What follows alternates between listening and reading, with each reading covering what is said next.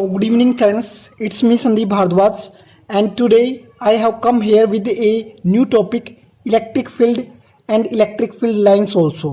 So today we will discuss about the electric field first of all, and अब हम बात करते हैं दोस्तों इलेक्ट्रिक फील्ड के बारे में। इलेक्ट्रिक फील्ड होता क्या है उससे उससे पहले हम क्या करके देख लेते हैं। आप सपोज कीजिए कि आपके पास इलेक्ट्रिक फील्ड जानने के लिए हम एक चार्ज लेते हैं, point charge Q point charge हम डिस्कस कर लेते हैं। और हमने क्या किया दोस्तों कि एक ओरिजिन, इस पॉइंट चार्ज को हमने वैक्यूम में रख लिया और उस वैक्यूम के ओरिजिन पर हम क्यू चार्ज को रख लेते हैं और उससे आर डिस्टेंस की दूरी पर पी पॉइंट के ऊपर एक स्मॉल चार्ज क्यू को रख लेते हैं। स्मॉल चार्ज क्यू को रख लेते हैं यहाँ पर। तो इन दोनों के बीच में दोस्तों कुछ ना कुछ फोर्स जरूर होगा, जो कि हमने पढ़ा था कि फोर्स जो है किसी न किसी दो पॉइंट चार्ज के बीच में फोर्स एग्जिस्ट करता है। वो फोर्स अट्रैक्शन का भी होता है और वो फोर्स रिपल्सन का भी होता है, जिस फोर्स को हमने कूलम्ब्स लॉ के साथ डिस्कस किया था दोस्तों। कूलम्ब्स लॉ बताता था कि दोनों चार्ज की मैग्नीट्यूड के ऊपर फोर्स डिपेंड करेगा, उन दोनों के बीच जो डिस्टेंस है उसका इन्वर्सली प्रोपोर्शनल होगा, स्क्वायर का इन्वर्सली प्रोपोर्शनल होगा। तो वहां से हमने कूलम्ब्स लॉ को डिस्कस किया था कि ये फॉर्मूला बन जाएगा हमारा F is equal to K Q1 upon r square, जहां पर F K जो है वो इलेक्ट्रोस्टैटिक फोर्स कांस्टेंट है, K प्रोपोर्शनलिटी कांस्टेंट है, जो इसको इलेक्ट्रोस्टैटिक फोर्स कांस्टेंट भी कहा जाता है। दोस्तों अब यहां पर क्वेश्चन ये अराइज होता है कि अगर आप Q चार्ज को यहां पर ना रखें, अगर आप यहां पर Q चार्ज को ना रखें तो क्या फिर भी एक फोर्स एग्जिस्ट करेगा या नहीं करेगा। अगर फोर्स एग्जिस्ट नहीं करता दोस्तों तो फिर इस P पॉइंट के ऊपर Q चार्ज को रखने की वजह से Q फोर्स एग्जिस्ट करता है। और यही क्वेश्चन जो दोस्तों यही लेकर आया है क्या, कंसेप्ट ऑफ फील्ड के बारे में। तो यही बताता है कि जो इलेक्ट्रिक फील्ड है वो क्या होता है। तो दोस्तों अब मैं आपको एक बात करूंगा कि कोई भी चार्ज अगर होता है, अगर हमारे पास कोई भी चार्ज होता है उसके आसपास एक रीजन होता है, उसका एक दायरा होता है जहां तक वो फोर्स को लगा सकता है। और जैसे ही इस दायरे के अंदर अगर कोई दूसरे फोर्स का दायरा आ जाता है, कोई दूसरे फोर्स का अगर दायरा आ जाता है, मान लीजिए ये Q1 था, ये Q2 था, और जैसे इसके दायरे में कोई दूसरा फोर्स आ जाएगा तभी क्या होगा, दोनों के बीच में फोर्स एग्जिस्ट करेगा। ये जो फील्ड है आप इसको समझिए, इलेक्ट्रिक का मतलब यहां पर क्या है, चार्ज से रिलेटेड है दोस्तों। बेसिकली इलेक्ट्रॉन जो कि एक चार्ज है, चार्ज से रिलेटेड है, और फील्ड का मतलब यहां पर क्या है, रीजन से रिलेटेड है। तो मतलब क्या है कि चार्ज के आसपास का एक रीजन होता है, जहां पर कोई दूसरा चार्ज आए तो वो क्या करेगा, फोर्स फील करेगा दोस्तों, फोर्स एक्सपीरियंस करेगा। और ये फोर्स एक्सपीरियंस कब करता है, when the region of one charge one, when the region of charge 1 comes in the region of charge 2। अगर चार्ज 2 के रीजन में चार्ज 1 आ जाए दोस्तों, या चार्ज 1 के रीजन में चार्ज 2 आ जाए, तो वहां पर एक फोर्स एक्सपीरियंस करता है। और वो फोर्स कैसा हो सकता है, वो फोर्स आपका अट्रैक्शन का भी हो सकता है और वो फोर्स आपका रिपल्सन का भी होता है। तो दोस्तों जिस कूलम्ब्स लॉ के बारे में आप बात कर रहे थे, उस कूलम्ब्स लॉ को सेटिस्फाई कौन करता है, इलेक्ट्रिक फील्ड का कंसेप्ट जो है वो उसको सेटिस्फाई करता है। इलेक्ट्रिक फील्ड ही बता पाता है कि क्यों एक ये फोर्स एग्जिस्ट करता है, क्यों एक पॉइंट चार्ज दूसरे पॉइंट चार्ज के ऊपर फोर्स लगाता है। इसका रीजन यही है कि एक चार्ज के आसपास का एक दायरा होता है, जिसके दायरे में दूसरे चार्ज का अगर दायरा आ जाए, एक रीजन आ जाए, तो दोनों के जो रीजन है वो आपस में क्या करेंगे, कोलैप्स करेंगे। कोलैप्स करने की वजह से क्या होगा, फोर्स जो है वो प्रोड्यूस होगा। वो फोर्स वो चाहे आपका अट्रैक्शन का भी हो सकता है और वो फोर्स आपका रिपल्सन का भी हो सकता है। अब क्योंकि दोस्तों मैं बात कर रहा था किसकी, फोर्स की बात कर रहा हूं, तो फोर्स जो है हमारा वो क्या है, ये जो है कूलम्ब वाला फोर्स है, इसको आप इलेक्ट्रोस्टैटिक फोर्स भी बोल सकते हैं। और फोर्स जो था हमारा वो क्या था कि Q, अगर मैंने यहाँ पर बड़ा कैपिटल Q लिया है तो मेरा जो दोनों के बीच में जो फोर्स हो जाएगा, इन दोनों पॉइंट के बीच में जो फोर्स होगा यहाँ पर, वो फोर्स मेरा कितना होगा दोस्तों, कैपिटल Q इंटू में जो होगा वो Q, ये वाला स्मॉल q, अपॉन में इन दोनों के बीच में जो डिस्टेंस है उसका स्क्वायर, और जो k कांस्टेंट है उस पर डिपेंड करता है।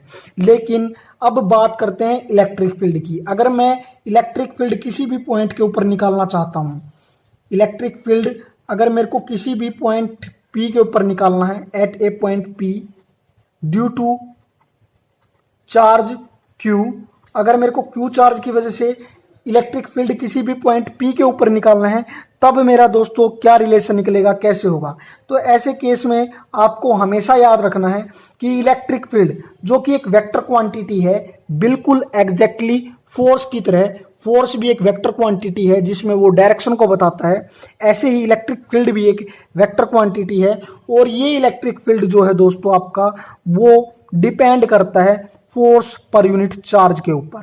तो इसका आप फॉर्मूला लगा लीजिए, या इस चीज को ऐसे समझ लीजिए कि जो हमारा इलेक्ट्रिक फील्ड होता है वो क्या होता है, फोर्स पर यूनिट चार्ज होता है, कि एक यूनिट चार्ज ने कितना फोर्स लगाया, वो क्या कहलाता है दोस्तों, उसका इलेक्ट्रिक फील्ड कहलाता है, उसका इलेक्ट्रिक फील्ड कहलाता है। जैसे कि आप यहां पर देख पा रहे हैं कि जो हमारा फोर्स था वो फोर्स क्या था दोस्तों, के capital Q into Q upon में R स्क्वेयर, और साथ में दोस्तों ये तो हमने फोर्स लिखा है लेकिन अपॉन में Q भी है, तो इस Q को अगर मैं यहाँ पर मल्टीप्लाई करता हूँ तो इस Q से ये वाला Q हमारा जो है वो कैंसिल हो जाता है, और यहाँ पर हमारी इलेक्ट्रिक फील्ड की जो डेफिनेशन है या फॉर्मूला है वो क्या बनता है दोस्तों। तो दोस्तों इलेक्ट्रिक फील्ड का जो एक वेक्टर क्वांटिटी है उसका फॉर्मूला हमारा बन जाता है K capital Q upon R square. लेकिन दोस्तों मैंने यहाँ पर इसको वेक्टर क्वांटिटी की फॉर्म में लिखा हुआ है, जबकि यहाँ पर ये क्या है, कौन सी है, सिर्फ मैग्नीट्यूड है। तो इसकी डायरेक्शन को रिप्रेजेंट करने के लिए हम R यूनिट वेक्टर से इसको इंडिकेट कर देते हैं। तो हमारा यहाँ पर जो इलेक्ट्रिक फील्ड का फॉर्मूला है वो क्या बन जाता है, ये वाला फॉर्मूला हमारा बन जाता है। अब इलेक्ट्रिक फील्ड को जो है हम कैसे बता सकते हैं, किस चीज से, हमारा इस चीज से हम देख पा रहे हैं कि हमारा जो इलेक्ट्रिक फील्ड है या इलेक्ट्रिक फील्ड की जो इंटेंसिटी है वो डिपेंड करती है किस चीज के ऊपर। सबसे पहले जो आपने चार्ज लिया है उस चार्ज पर डिपेंड करती है। दूसरी चीज आपकी डिपेंड करती है उन दोनों के डिस्टेंस के बीच में, किसके डिस्टेंस के बीच में। लेकिन यहाँ पर एक बात देखिए, आप जिस पॉइंट के ऊपर आपको निकालना है वो वाली डिस्टेंस है ये दोस्तों, जिस भी पॉइंट के ऊपर आपको इलेक्ट्रिक फील्ड निकालना है वहां से और चार्ज Q के बीच में रखी गई डिस्टेंस की दूरी है R। लेकिन यहां पर आप देखिए कि कोई भी स्मॉल चार्ज जो Q है वो नहीं है। तो इसका मतलब ये है दोस्तों कि जो हमारा इलेक्ट्रिक फील्ड इंटेंसिटी है या इलेक्ट्रिक फील्ड की जो क्वांटिटी है वो डिपेंड नहीं करती, जैसे कि हमने बोला था कि हमारा चार्ज Q है और एक स्मॉल चार्ज Q है, तो हमारा इलेक्ट्रिक फील्ड इस की वजह से जो इलेक्ट्रिक फील्ड होगा वो इस पॉइंट के ऊपर डिपेंड नहीं करता। तो इस फॉर्मूले से हमारे को पता लगता है कि सिर्फ इन दो क्वांटिटी के ऊपर ही इलेक्ट्रिक फील्ड जो है वो एग्जिस्ट कर पा रहा है। अब दोस्तों कुछ छोटी छोटी मगर मोटी मोटी बातें। अब आप देखिए कि इलेक्ट्रिक फील्ड जो है वो उसकी जो डायरेक्शन होगी, उसकी डायरेक्शन कौन सी होगी, जो फोर्स की डायरेक्शन थी, बिल्कुल फोर्स वाली डायरेक्शन के सिमिलर ही क्या होगी, हमारी इलेक्ट्रिक फील्ड की डायरेक्शन होगी दोस्तों। दूसरी चीज, हमारा एक बात आपको याद रखनी है कि पॉजिटिव चार्ज से इलेक्ट्रिक फील्ड जो होगा वो आउटवर्ड होगा, और नेगेटिव चार्ज से हमारा जो इलेक्ट्रिक फील्ड होगा वो क्या होगा दोस्तों, इनवर्ड होगा। नेगेटिव चार्ज से जो हमारा इलेक्ट्रिक फील्ड होगा वो इनवर्ड होगा। तो आप इस चीज को ऐसे बोल सकते हैं कि अगर हमारे पास दो चार्ज हैं, प्लस चार्ज और नेगेटिव चार्ज, तो इलेक्ट्रिक फील्ड की जो डायरेक्शन होगी वो ऐसे होगी दोस्तों कि यहां से निकलेगा इलेक्ट्रिक फील्ड पॉजिटिव चार्ज से और नेगेटिव चार्ज के अंदर चला जाएगा। अब देखिए दोस्तों जो नेक्स्ट है हमारा वो है, अभी तक तो हमने देखा था कि इलेक्ट्रिक फील्ड जो था वो एक सिर्फ पॉइंट चार्ज की वजह से था, और हमारा जो रिजल्ट है वो ये आ जाता है, electric field KQ upon R square into में आर, ये वाली जो था हमारा फॉर्मूला ये वाला आ जाता है। लेकिन अब की बार हम देखते हैं कि इलेक्ट्रिक फील्ड जो होगा हमारा वो सिस्टम ऑफ चार्ज की वजह से, उसकी वजह से इलेक्ट्रिक फील्ड जो होगा वो हमारा कितना आता है दोस्तों। तो हमारा अब जो क्वेश्चन है वो इसको लेकर है। तो देखिए आप यहां पर अगर मेरा पी पॉइंट है, मेरे पास एक चार्ज क्यू है जो कि डिस्टेंस पर क्या रखा हुआ है दोस्तों, मान लो आर डिस्टेंस पर रखा हुआ है, मैं इसको R1P के नाम से दे देता हूं। दूसरा जो मेरा इलेक्ट्रिक फील्ड, दूसरा मेरा जो चार्ज है Q2 वो रखा हुआ है कहां पर, यहां पर रखा हुआ है, और उसकी P से डिस्टेंस है वो R2P है दोस्तों, और ये है हुआ हमारा। और तीसरा जो है हमारा दोस्तों वो क्या है, इलेक्ट्रिक चार्ज जो है उसको हमने क्या रखा, Q3 जो है वो हमारा चार्ज है और उसकी डिस्टेंस R3P है। ऐसे ही दोस्तों मैं एक चार्ज और रख लेता हूं जिसको मैं QN चार्ज बोल देता हूं, और उसकी डिस्टेंस जो है उसको मैं RNP से जो है उसको इंडिकेट कर रहा हूं यहां पर। तो देखिए दोस्तों जो इसकी वजह से इलेक्ट्रिक फील्ड होगा वो इस साइड में होगा, और उस इलेक्ट्रिक फील्ड की जो डायरेक्शन उसको मैं E1 बोल देता हूं। इसकी वजह से E2 इलेक्ट्रिक फील्ड बोल देता हूं। इसकी वजह से इलेक्ट्रिक फील्ड E3 बोल देता हूं। क्योंकि दोस्तों सारे जितने भी हैं मैंने पॉजिटिव चार्ज लिए हैं, तो इलेक्ट्रिक फील्ड जो होगा वो आउटवर्ड होगा। तो आउटवर्ड के लिए मैंने क्या किया, E1 outward, E2 outward, E3 Q3 से आउटवर्ड, और ऐसे ही QN जो कि पॉजिटिव चार्ज है ये भी क्या होगा, एक टाइप से ये भी क्या होगा, आउटवर्ड की तरफ होगा इधर से। तो ये भी हमारा इलेक्ट्रिक फील्ड जो है EN से मैंने इसको इंडिकेट कर लिया। तो दोस्तों जो हमारा, अगर मैं E1 की बात करता हूं यहां पर, तो E1 जो चार्ज है मेरा वो कितना होगा, E1 चार्ज के लिए मैं लिख लेता हूं कि E1 जो चार्ज होगा, सॉरी इलेक्ट्रिक फील्ड होगा वो मेरा क्या होगा, Q इस K के बारे में होगा दोस्तों। K की वैल्यू 1/4 पे एप्सिलॉन नॉट होती है, जो कि कूलम्ब्स लॉ से हमारे को पता लगा था। K की वैल्यू जो होती है वो 1/4 पे एप्सिलॉन नॉट की होती है। आप चाहें तो इसको पिछली वीडियो से जाके देख सकते हैं एक बार। E1 इज इक्वल टू जो है K के साथ होगा, और जो चार्ज है हमारा वो डिपेंड करेगा किस पर, Q। अगर मैं Q1 की बात कर रहा हूं, E1 जो है मेरा Q1 की वजह से था तो मैं यहां पर Q1 रखता हूं, और जो डिस्टेंस है मेरी वो कितनी है, R1P जो है, तो यहां पर R1P का जो है वो स्क्वायर रखता हूं। ऐसे ही E2 की अगर मैं बात करूं तो यहां पर मेरा E2 जो है वो इलेक्ट्रिक फील्ड मेरा K Q2 और R2P जो है उसकी वजह से उसका स्क्वायर होगा। ऐसे ही E3 जो होगा मेरा इलेक्ट्रिक फील्ड वो K Q3 अपॉन R3P का जो है वो स्क्वायर होगा। और ऐसे ही अगर मैं ऐसे ही बात करूं अगर मैं किसकी, EN, जो मेरा EN इलेक्ट्रिक फील्ड निकाला था मैंने QN की वजह से, उसका जो मेरा इलेक्ट्रिक फील्ड की वैल्यू होगी वो QN चार्ज पर डिपेंड करेगी, और उनके उसके बीच में जो डिस्टेंस है वो RNP का जो स्क्वायर है उस पर डिपेंड करती है दोस्तों।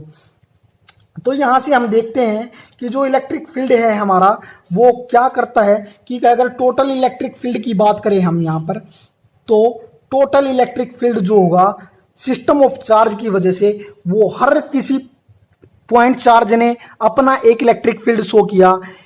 Q1 चार्ज ने E1 इलेक्ट्रिक फील्ड को बनाया, Q2 चार्ज ने E2 इलेक्ट्रिक फील्ड को बनाया, Q3 ने E3 को बनाया, और ऐसे ही QN ने EN इलेक्ट्रिक फील्ड को बनाया।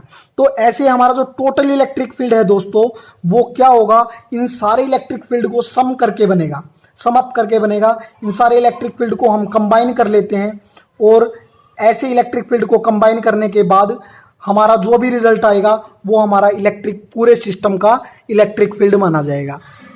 तो दोस्तों देखिए यहाँ पर जो हमारा इलेक्ट्रिक फील्ड है, टोटल इलेक्ट्रिक फील्ड जो है वो हमारे सारे इलेक्ट्रिक फील्ड के अलग अलग इलेक्ट्रिक फील्ड को सम करके बन जाएगा। E1 plus E2 plus E3 और सारे EN तक जितने भी इलेक्ट्रिक फील्ड है उनको जोड़कर बन जाएगा। और E1 की वैल्यू मैंने एज इट इज लिख ली जो मैंने निकाली थी पीछे। E1 की value K Q1 upon R1 का स्क्वायर P। ऐसे ही E2 की वैल्यू, और ऐसे ही E3 की वैल्यू निकाली, और EN की वैल्यू जो निकाली वो रख दिया।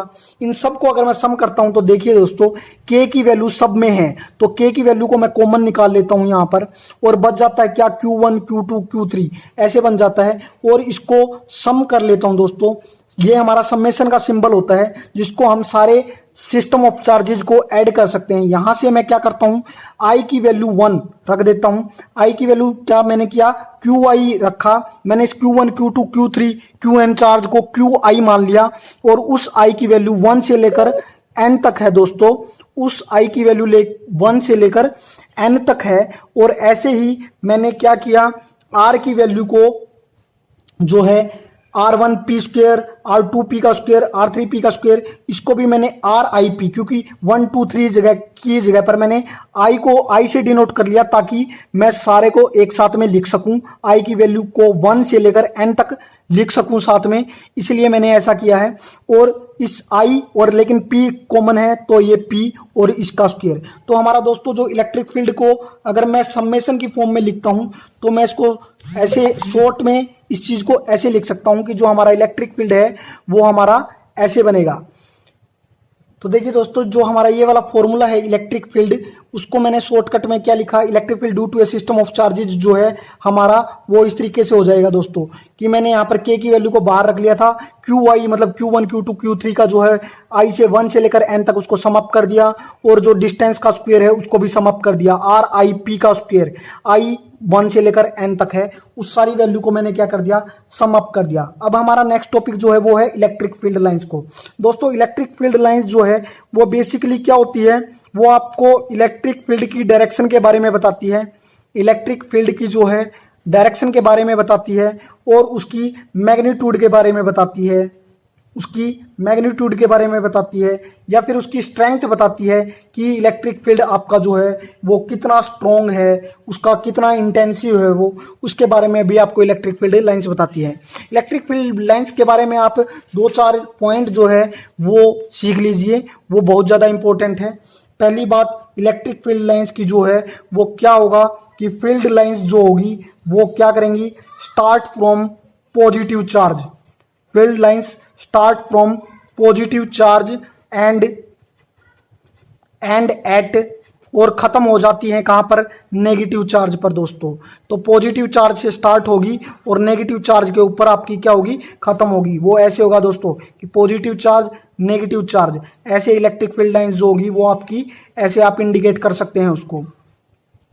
तो इलेक्ट्रिक फील्ड लाइन जो है वो आपकी इस तरीके से होगी। दूसरी बात क्या होगी दोस्तों कि in a charge free region electric field lines can be taken to continuous curves. तो क्या होती है दोस्तों, इलेक्ट्रिक फील्ड लाइंस जो होती है वो क्या होती है, कंटिन्यूअस होती है, कंटिन्यूअस कर्व्स बनाती हैं, और क्या होगी, कंटिन्यूअस कर्व्स होती हैं। तो थर्ड लाइंस जो है वो हम पढ़ते आ रहे हैं दोस्तों कि इलेक्ट्रिक फील्ड लाइंस जो है हमारी वो क्या होंगी, कभी भी एक दूसरे को क्रॉस नहीं करती, can never cross each other, electric field lines never cross each other. इसका रीजन क्या होता है दोस्तों, अगर इलेक्ट्रिक फील्ड लाइंस मान लो एक दूसरे को कट करती हैं, तो यहां पर पॉजिटिव चार्ज से नेगेटिव चार्ज, यहां पर पॉजिटिव चार्ज से नेगेटिव चार्ज की तरफ, तो जहां पर ये इंटरसेक्ट करेंगी वहां पर देखिए आप कि इस पॉइंट के ऊपर 2-2 डायरेक्शन हो जाती हैं, नेगेटिव साइड की तरफ 2-2 डायरेक्शन हो जाती है, जबकि एक पॉइंट के ऊपर एक डायरेक्शन ही होनी चाहिए, 2 डायरेक्शन इम्पॉसिबल होती है। तो इसलिए two field lines can never cross each other. And the last point is electrostatic field lines do not form any closed loops. तो ये क्या होंगी, never, do not form any closed path। तो ये कोई भी closed loops को जो है वो नहीं बनाती। तो दोस्तों आज के बारे में इतना ही, थैंक यू सो मच।